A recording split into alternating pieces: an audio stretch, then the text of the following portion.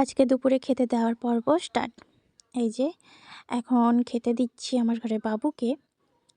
সে স্নান করে এসছে, তো তাকে খেতে দিচ্ছি এখন। তারপর মেয়ে স্নান করতে গেছে, সে এলে আবার তাকে দেবো। এরকম পর্ব নম্বর চলবে, একজন করে আসে, একজন করে দিতে হয়। নমস্কার, আমি মৌসুমি জানার চ্যানেলে আপনাদের সবাইকে স্বাগত জানিয়ে আজকে ভিডিওটা স্টার্ট করছি।